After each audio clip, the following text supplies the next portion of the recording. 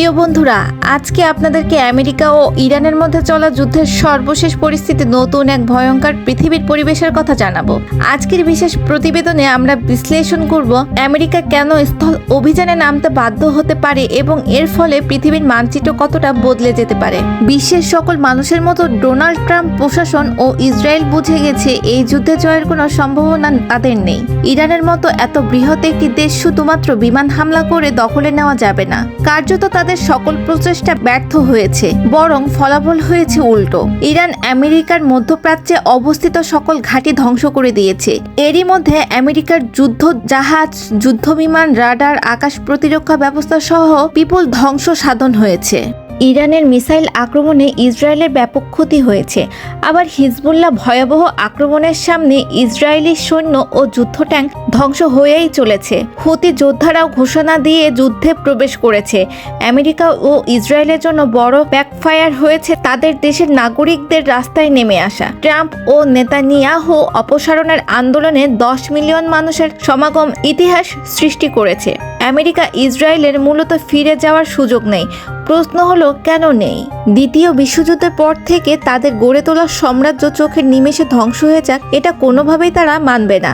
যদি তারা যুদ্ধ বন্ধ করে, মধ্যপ্রাচ্যে তাদের আধিপত্যের কবর রচিত হবে। আমরা যুদ্ধ শেষ করলাম বললেই তো যুদ্ধ শেষ হয় না, কারণ ইরানের শর্ত না মানলে তারা হরমুজ প্রণালীর গলা টিপে রাখবে। সেই সাথে মধ্যপ্রাচ্যে কোনো মার্কিন ঘাঁটি বসতে দিবে না। মধ্যপ্রাচ্যে আমেরিকা জায়নবাদীদের যে ট্রিলিয়ন ডলার ব্যবসা, তা চিরতরে মুখ থুবড়ে পড়বে। মধ্যপ্রাচ্যের বিনিয়োগকারীরা তাদের বিনিয়োগ আমেরিকা থেকে তুলে নিয়ে আসবে। ডলারের মূল্য হু হু করে পড়ে যাবে। তাদের যে একটা মোড়ক সুলভ আচরণ, সেটা আর খাটবে না।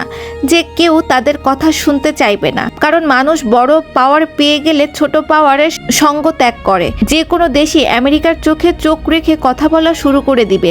সারা জীবন চাঁদাবাজি করে শেষ পর্যন্ত ইরানের কাছে চাঁদা দিয়ে তেল নিতে হবে। সর্বোপরি ইহুদি রাজত্বের উপরে হুমকি এসে পড়বে।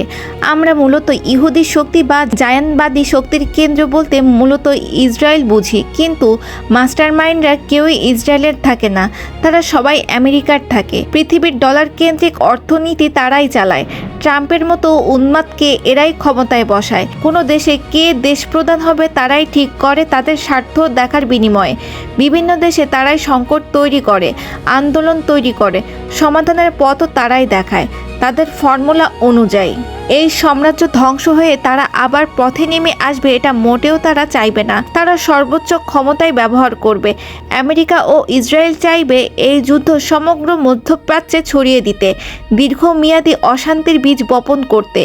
গ্র্যান্ড অ্যাটাকে না গেলে মধ্যপ্রাচ্যের অন্য দেশগুলোকে নামানো কঠিন। সবাই জানি খারক আইল্যান্ড বা ইরানের যে কোনো স্থানে স্থল সৈন্য নামানো আমেরিকার জন্য অনেক কঠিন। যারা যাবে তাদের ফেরার সম্ভাবনা নেই বললেই চলে।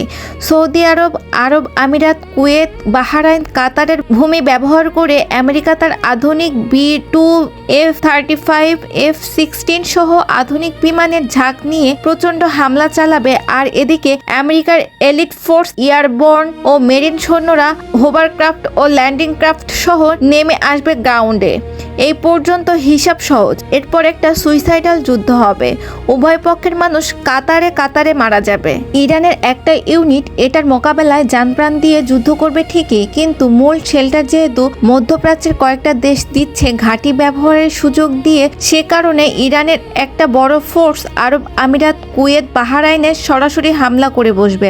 অর্থাৎ এখানে যুদ্ধ নতুন আর একটা ইউনিট শুরু হয়ে যাবে। সাথে সাথে হুতিরা সৌদি আরবের ঘাঁটিগুলোতে হামলা করে বসবে। ইরাক, সিরিয়া সহ মধ্যপ্রাচ্যে ইরানপন্থী যোদ্ধারা নেমে আসবে। হিজবুল্লাহ তাদের কাজ চালিয়ে যাবে। মধ্যপ্রাচ্যের যুদ্ধ আগুনের মতো ছড়িয়ে যাবে। ধ্বংসস্তূপে পরিণত হবে সব।